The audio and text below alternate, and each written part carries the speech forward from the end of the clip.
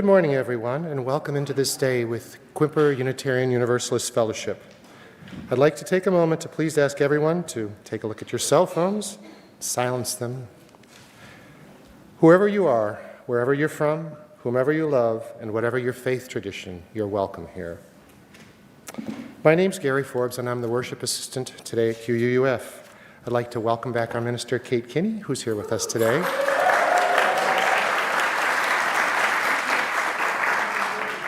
And I'd like to begin this service by acknowledging that the water, land, and shorelines here in Port Townsend are the traditional territories of the S'Klallam and Chimicum peoples. We honor and acknowledge our Indigenous members and neighbors and vow to help restore and sustain their homelands. As we call in our time together, let us settle our minds and calm our hearts with the ringing of the chime.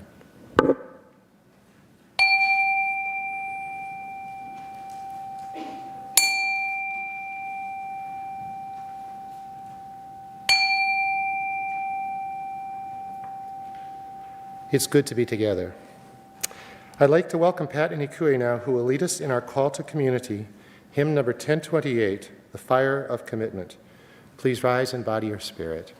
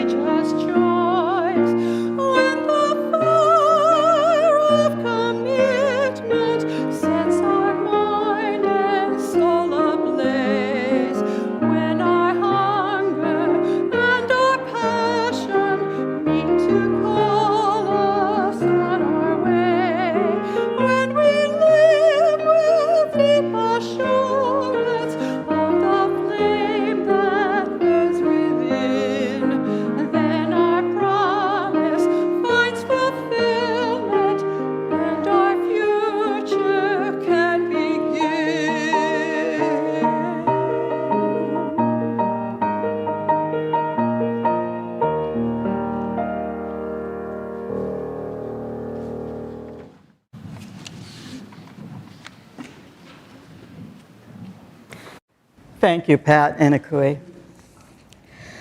Please join me now in our chalice lighting words.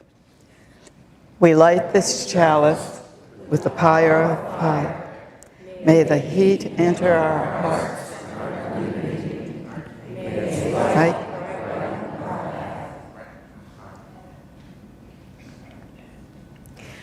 The opening words by Marilyn Chandler McIntyre. Everything moves forward. Earth into water, air, and finally fire that burns up energy, so refined that it baffles the bounding senses.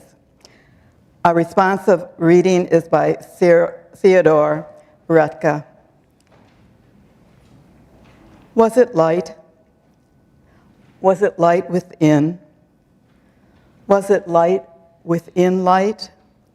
Stillness becoming alive, yet still? Alive in the understandable spirit, once entertained you, it will come again. Be still, wait.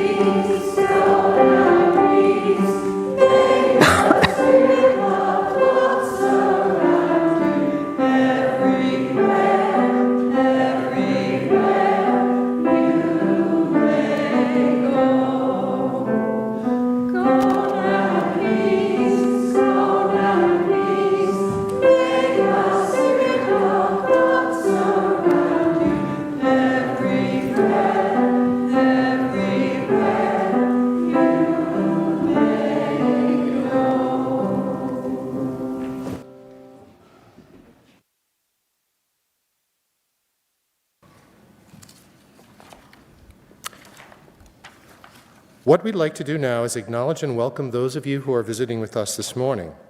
If you're online with us, you're invited to say hello in the comments section. Tell us your name and where you're from. If you're attending in person, please rise or raise your hand so we might welcome you.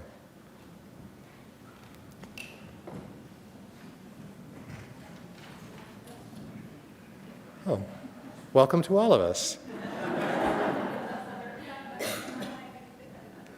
Well, welcome everyone. We're glad you're here with us today. We'll now receive the offering, which today goes to New Image. New Image President Martha Ulbrich will share a few thoughts. If you'd like to donate to this worthy cause, you have a few options. Is that a recording that we have? No? Are you here? Oh, I'm so sorry. We hadn't met. Please, come up.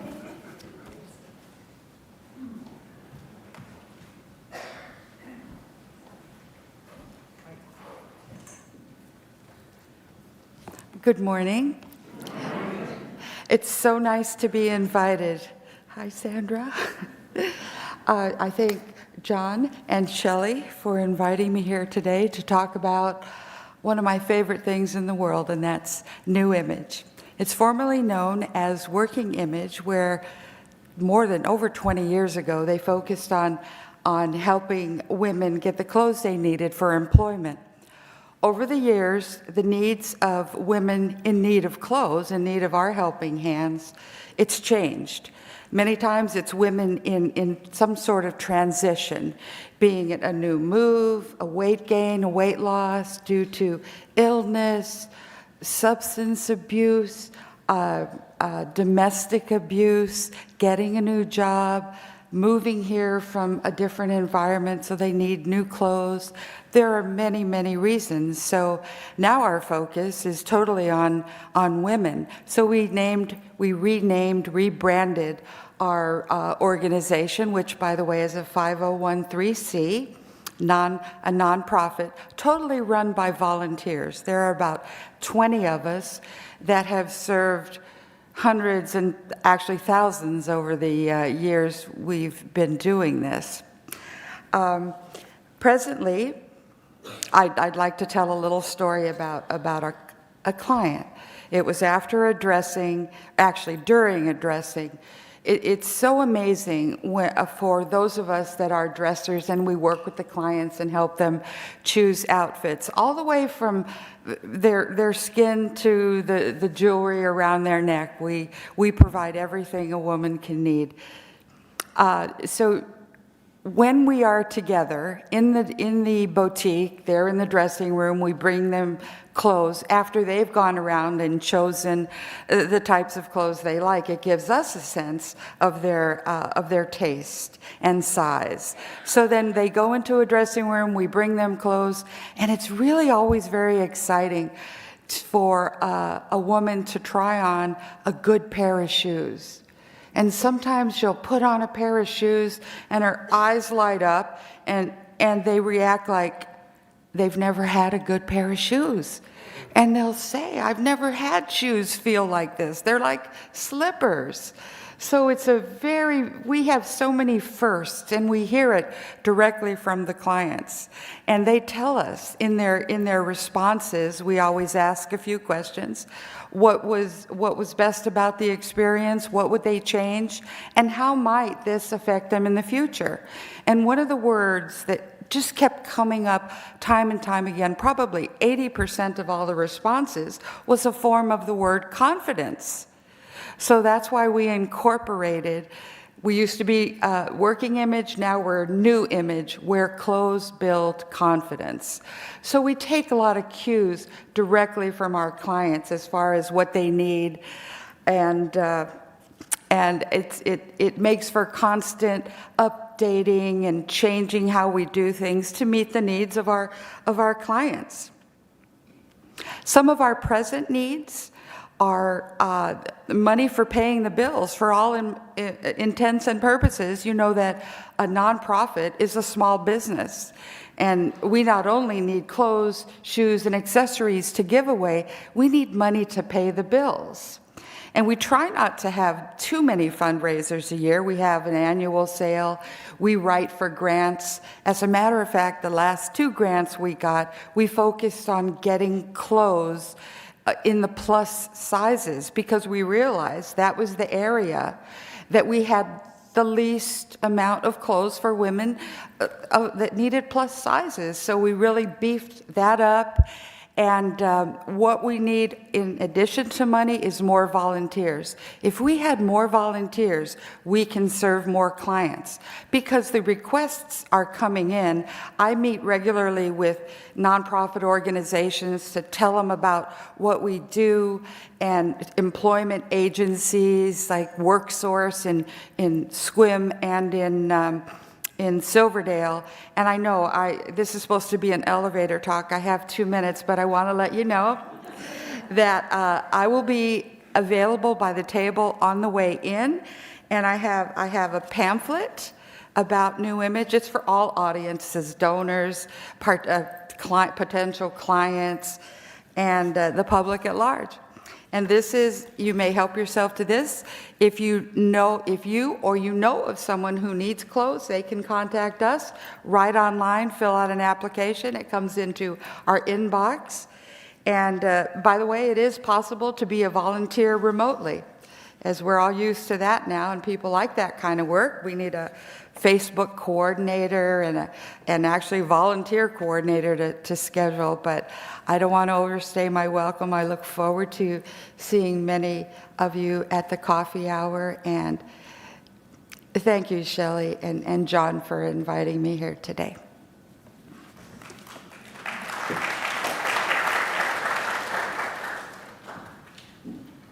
Thank you, Martha. If you'd like to donate to this worthy cause, you have a few options. The ushers will now come among you and receive the offering from those of you who are here in person. You may also text the amount you'd like to give to the number now showing, donate via our website, or mail a check to QUUF with New Image in the memo line. We'll now gratefully receive your offering as we listen to Ikue play a George Winston arrangement of The Cradle by Larry Young.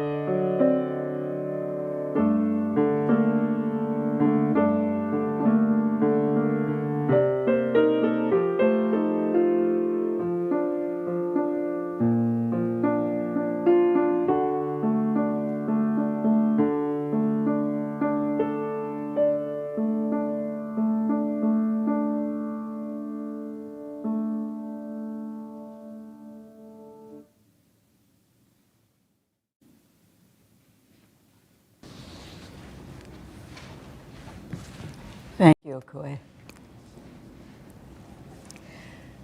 Today we transition from the program church year to our summer schedule. And you know that QUUF is really open for the summer?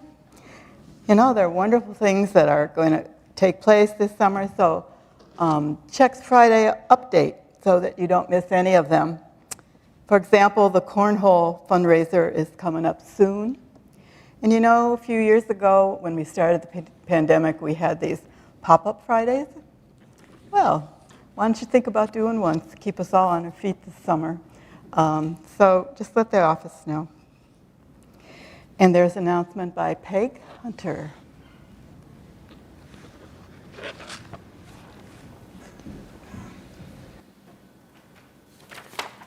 Thanks, Kate. This one is about you. Hi, I'm Peg Hunter, and I'm part of the team planning the Irish Tea Party in honor of Kate Kinney, and with gratitude to her for serving as our minister these past months.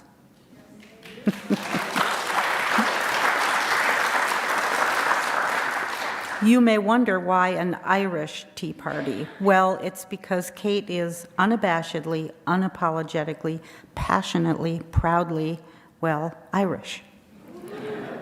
We hope you have marked the date, Sunday, June 18th, right after the Sunday service, to join together for the party. That's next Sunday. There will be food, lots of it, coffee and tea, a bit of Irish music, a program with speakers and a ceremony starting around 11:30, prayer flags of gratitude to decorate for Kate's garden, and limericks to be read. Not sure what an Irish limerick is? Here's one to get you thinking. There was an assistant minister named Kate who was asked to step up to the plate. She said, "Sure, I'll do it." We hoped she'd not rue it. Now it's over, and boy, was she great.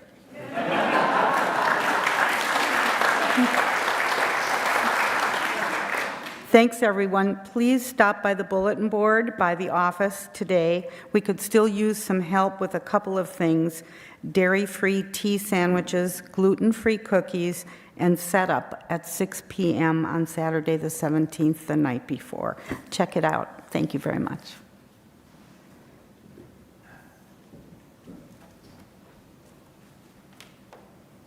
Thanks, Peg. I have to get a copy of the limerick.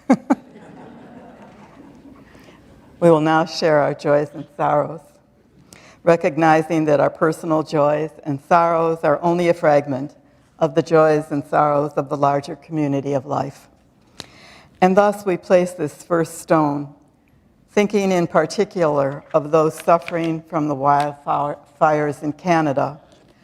Fire is a messenger to remind us to honor the earth and to care for her.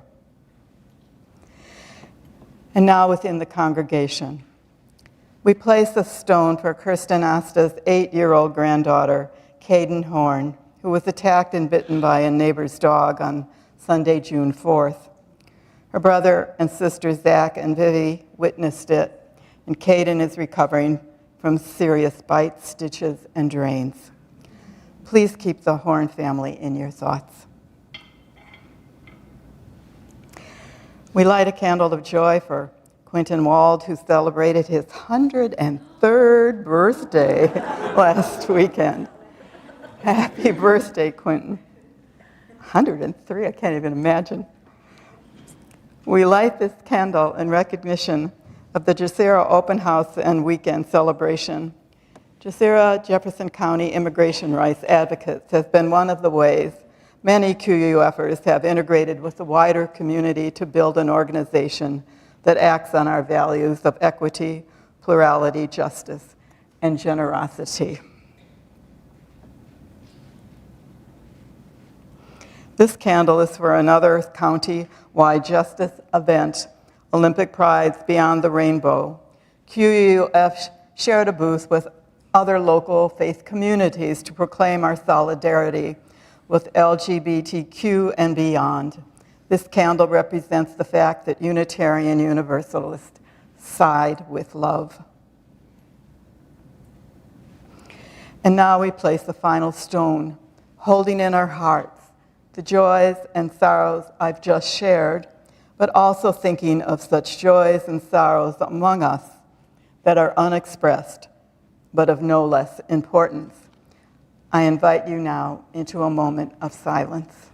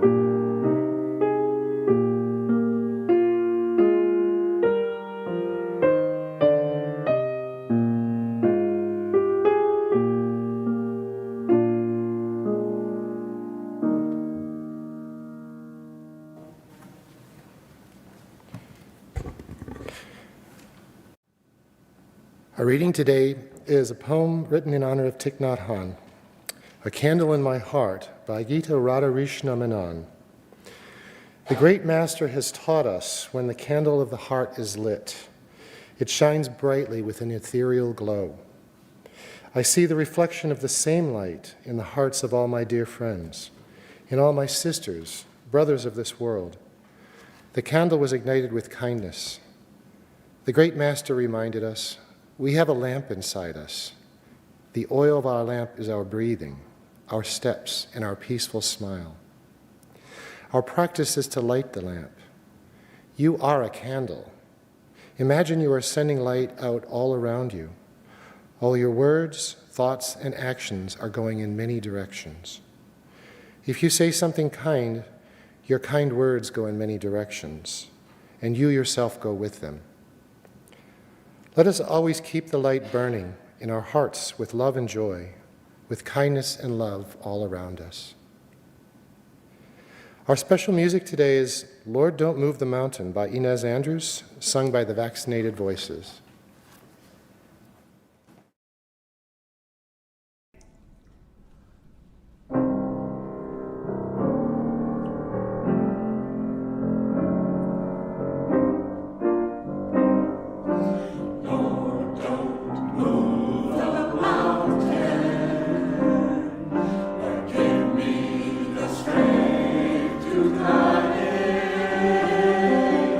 Lord, don't take away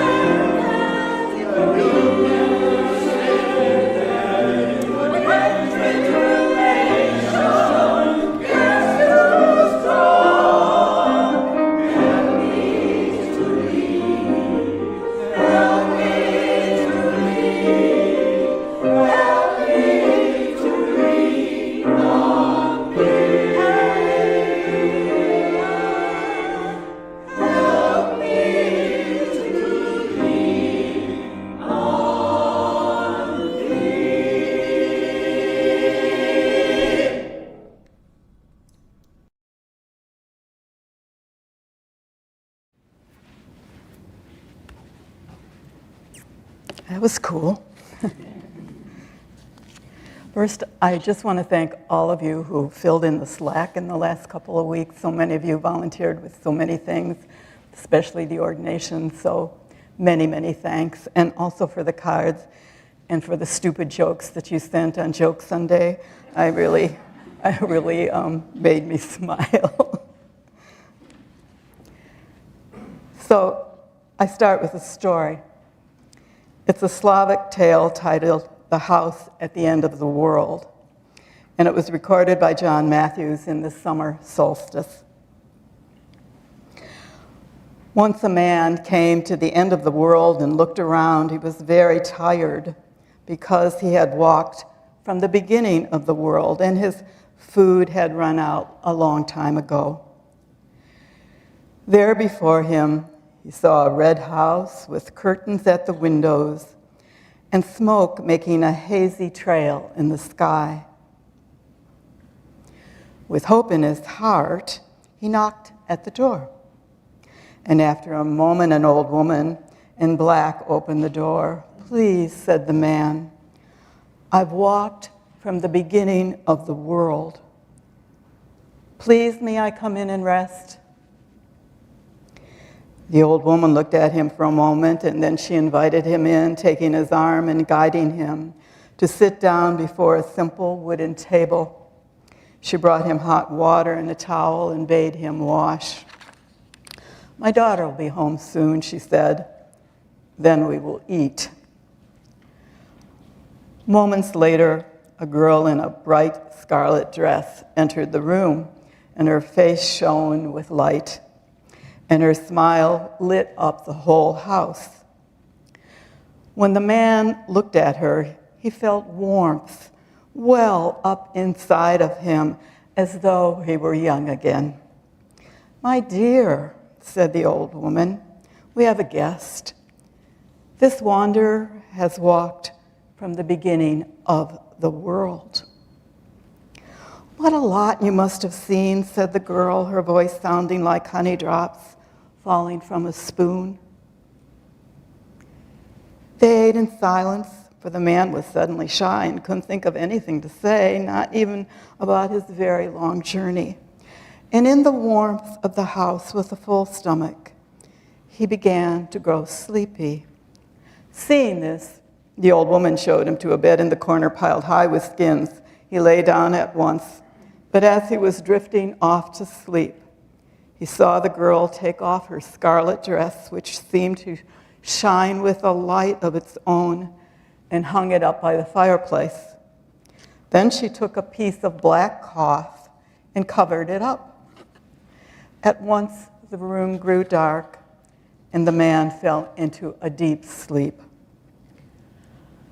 Just before dawn, he woke to hear the old woman singing a quiet song to the girl, gently chiding her.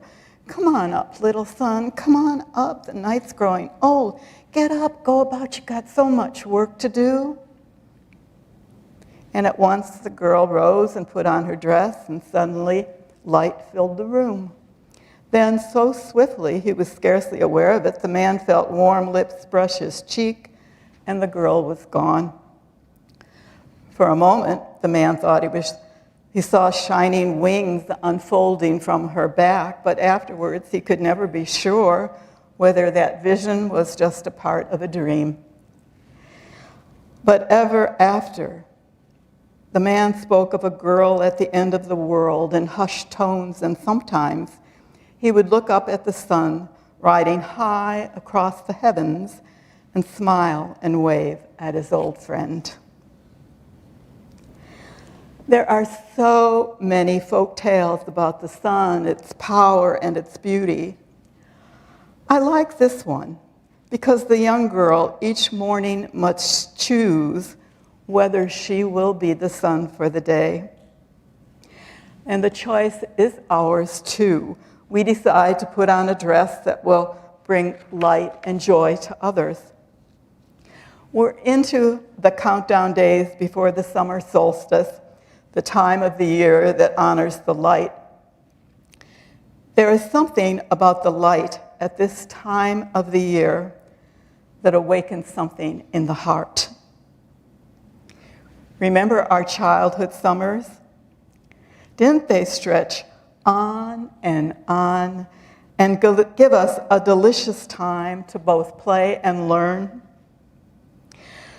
During the last weeks, when I have had zero energy, I would sit on my porch in the morning and watch the sun emerge as light crossed over the leaves. And a newly born possum frequently joined me. It was quite magical. Just being, not responsible for anything, just being, watching the light being born.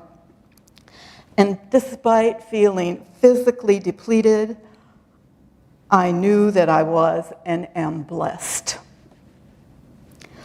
All civilizations have a relationship with the sun, but the days of late June hold the most power. Summer solstice. All hemispheres are under one sun and celebrate the sun cycles, and the solstice days are those of mythic rituals and storytelling. Can you imagine what early humans thought as they watched the sun disappear each evening and come back each morning? Would it really return? Would it really? And the summer solstice, the days of the sun's greatest strength, on solstice days, the sun was worshipped as a god throughout the world, in Siberia and South Africa and China, Cambodia, even in North America. The word solstice literally means the sun stands still. The rising and the setting of the sun appear to be the same for 6 long days, and it's time for the world to pause. Just to pause and be. And our stories tell us that it takes courage to honor and protect the sun. Prometheus in the Greek myth steals fire from the gods so that humans might live and that civilization might thrive. And he pays a terrible, terrible price for helping his people. Let's just say the gods, the powers, were not too happy with him. So it becomes the moral obligation of the people to keep the fire alive, no matter what the cost. And in many cultures on solstice days, fires are burned on this earth to honor and to plead with the sun to restore the light. And dawn and dusk, they are gateways, and in many cultures become sacred time. Fires are lit on both the summer and the winter solstices. It was believed that even lighting the smallest fire drew down the greater light of the sun. In Celtic lands for the summer solstice, bonfires were built throughout the lands, and cattle were driven through the bonfires. And couples joined hands and jumped over the fire to ensure fertility in the coming years. And the community danced around the bonfires, ensuring that the fire, the heat from the summer sun, would raise the crops and guarantee fertility and blessing. So here we are in this time of deepening summer, and what is it that QUUF brings to the story about light and fire? When I first started leading the services here at QUUF, I had a question about the symbolism of the lighting of the chalice. We do it so often at our services, at our classes, and in our meetings. Is it enough of a symbol to hold our center? During times of conflict, can the chalice and the fire hold us together? Do we use it so often that we disconnect with its meaning?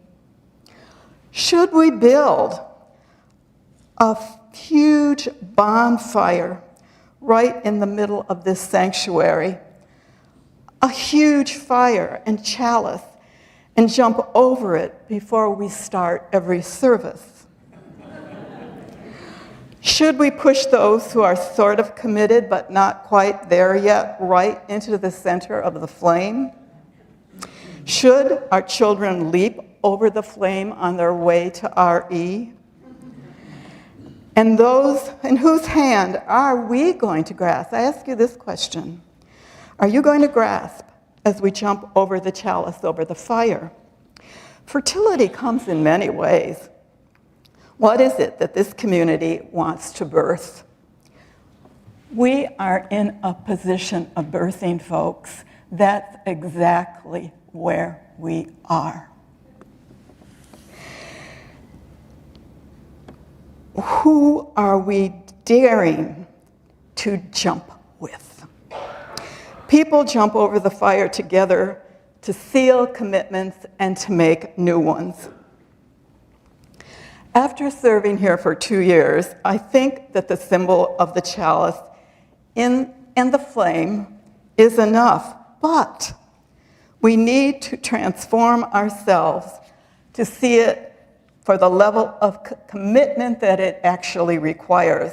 Solstice is about fire. So as Unitarian Universalists, perhaps the summer solstice should be a holiday. The word holiday comes from the joining of two words, holy day, sacred day. What is it that binds this body together? Certainly, it's not simply about beliefs in our heads, but rather about fire in our bellies and in our hearts. As long as I have been here at QUUF, there have been moments of pure joy and moments of pure squabbling. I taught at City University in New York while I did graduate work, and one member of the department did his doctoral dissertation on squabbling and gossip in his synagogue. And his conclusion was that this is a true part of community, and that if there is a true center, the body will hold. If we, despite different views, don't jump over the fire together, we are the poorer for it. Many religious bodies are looking for new light. Our culture is struggling for meaning, for understanding, for purpose, and religious bodies are certainly not exempt from that search. In this morning's story, the man walks from the beginning of the world, searching for the light, for the sun. And we at QUUF are on that road too, and it can be a blessing not to be stagnant, not easy, not fun, but part of the work that we are engaged in. It seems to me that some religious bodies are seeking resuscitation, wishing that things could be as they were in some mythical past. If they only could be as they were when there was the perfect minister, the perfect community, when they were respected members of the Rotary Club, the Civic League, before the pandemic took them down. But it seems to me that the lighting of the chalice is so much more than resuscitation.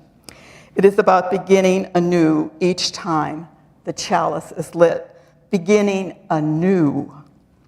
It is about moving beyond disorientation into something brand new.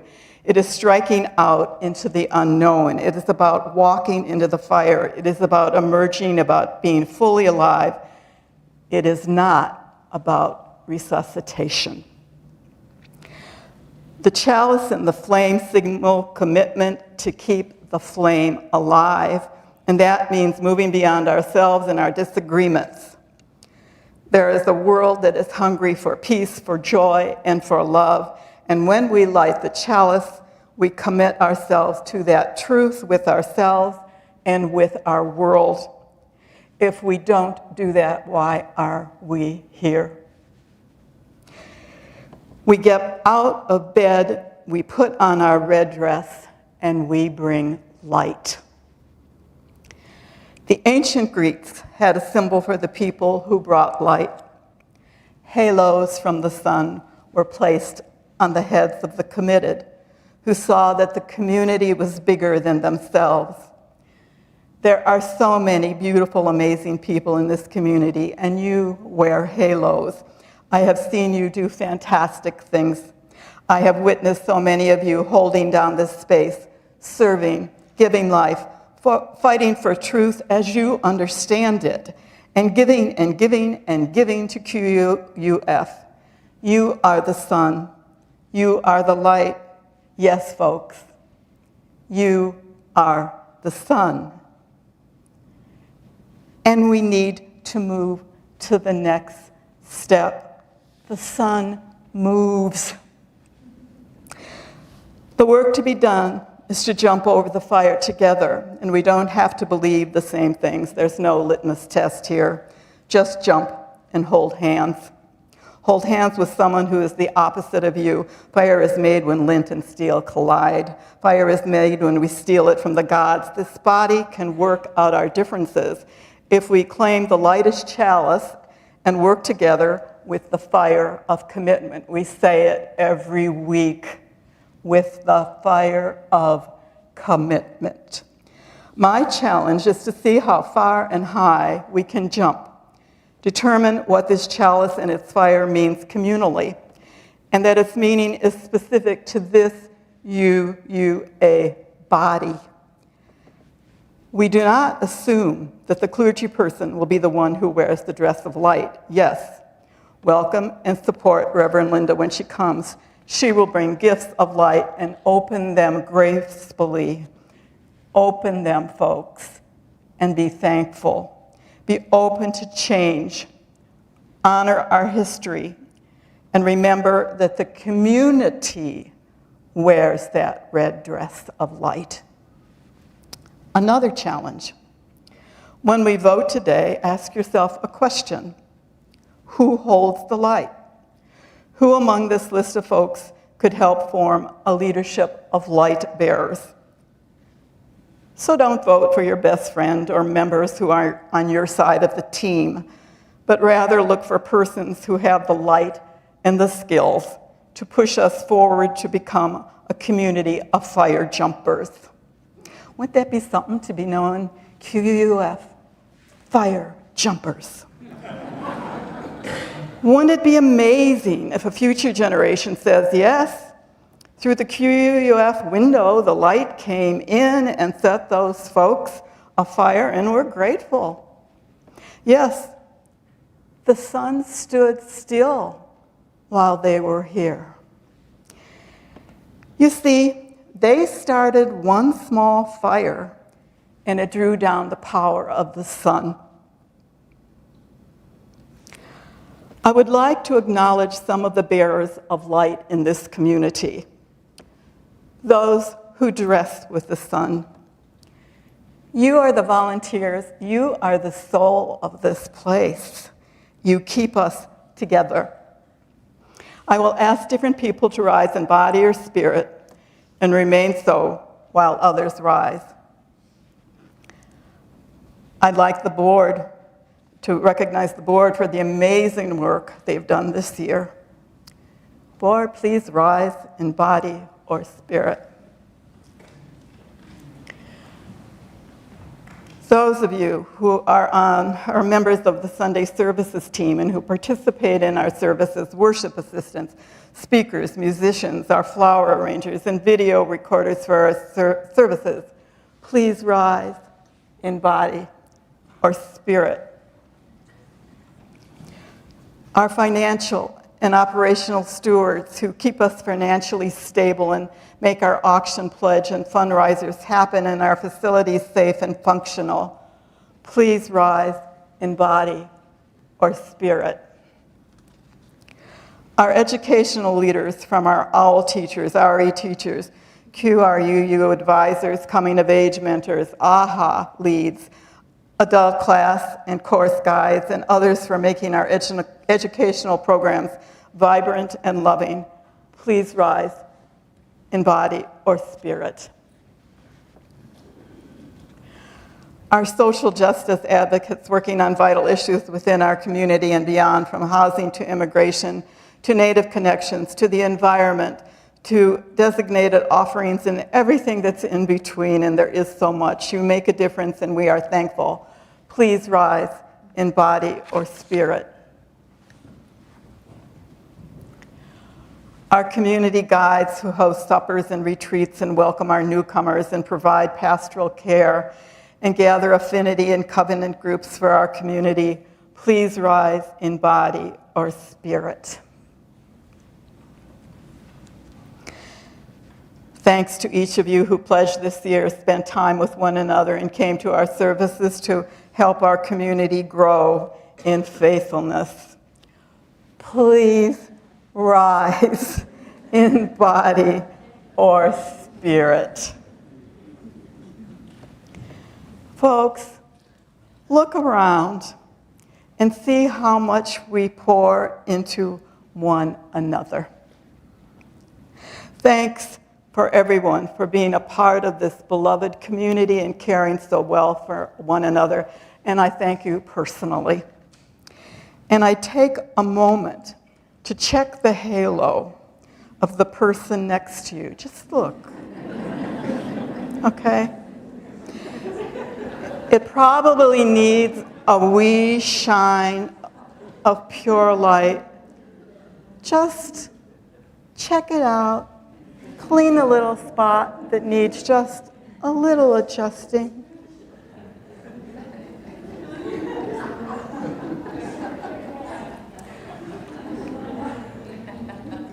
Thank you, folks. You may be seated, and may it be so.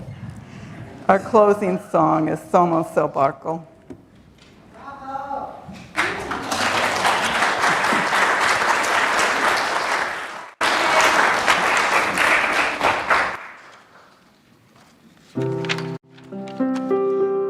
Stand as you are willing and able.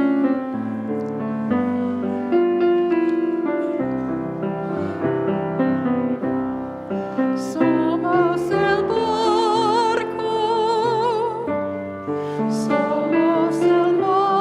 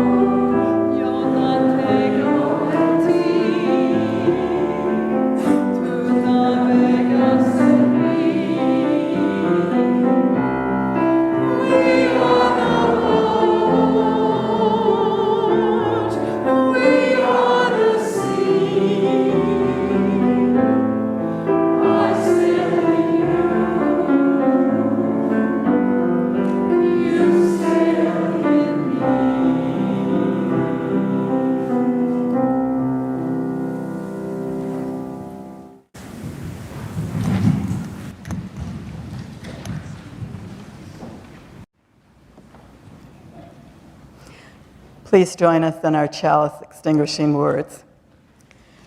We extinguish our flame, but not the light of truth, the warmth of community, the fire of commitment, or the power of transformation. These we carry in our hearts together again. Next week, the Reverend Victoria Poling will be speaking on a creative way of living. We hope you can join us. Our postlude today is Happy Together, sung by the Vaccinated Voices, Pat conducting.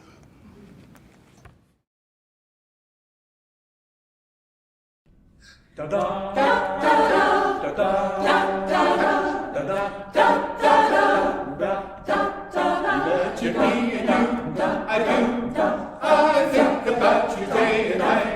It's only right to think about the girl you love and hold her tight. So happy together. If I should call you up, then that's the time. And I say you belong to me, and ease my mind. Imagine how the world would be so very fine, so happy together. So happy together. I can't see me loving nobody but you for all my life. When you're with me, baby, the skies will be blue for all my life.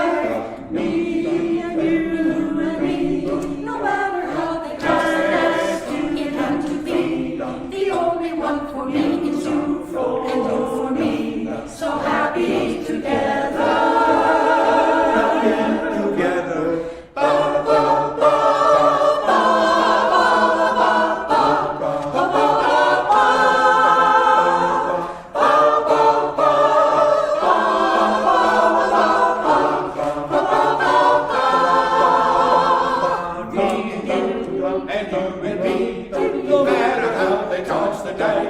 It had to be.